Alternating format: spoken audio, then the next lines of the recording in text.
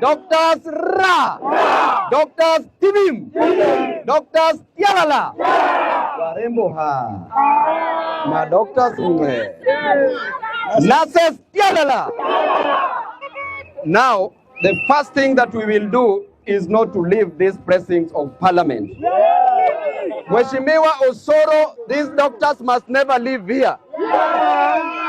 Under the doctrine of necessity, the doctors must stay here because they need money. We will not wait for 2 weeks. Because in 2 weeks' time, how many patients shall have died? We want Ruto himself to meet these doctors. Ruto has been wasting time walking around the world, but he has a lot of crises in this nation. The first one being the doctors' issue that he must address today. Because Ruto said that there is no money. Auze hiyo saa yake ambayo ni 10 million. Walipe doctors.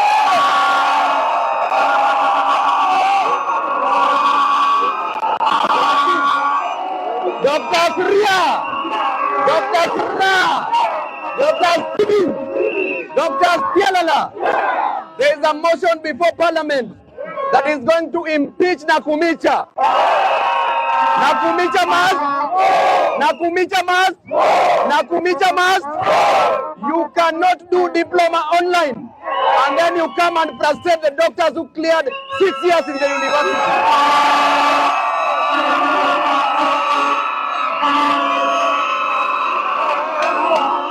Doctors power. The doctors must not be paid yesterday. They must not be paid tomorrow, but they must be paid today. Ruto took loans and Ruto is collecting taxes, and those taxes must be used to pay these doctors. Ruto is vicariously liable for all the deaths occurring in the hospitals, for all the deaths occurring in this country, because he has refused. He has refused to pay the doctors. Ruto touched our toes and we kept quiet. He moved to our knees and we kept quiet. He jumped here and moved to our heads and we kept quiet. He moved to our chest and we kept quiet.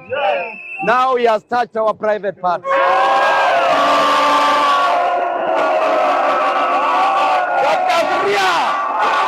Therefore, you must decide what to do with him.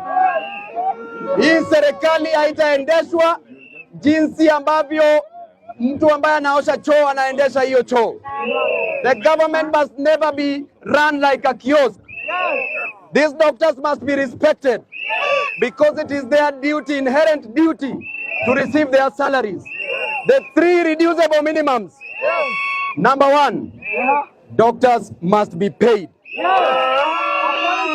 as per the 2016-2017 CBA.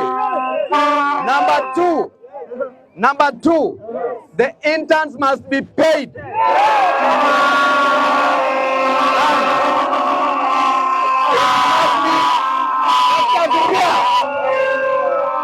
And it must be 100% pay.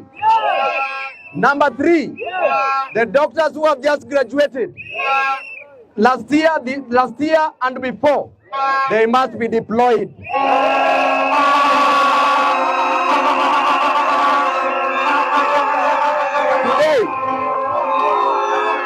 Today, doctors, there will be no business in parliament. Therefore, Mheshimiwa Osoro inafaa utoke hapa before doctors wakukimbize hapa.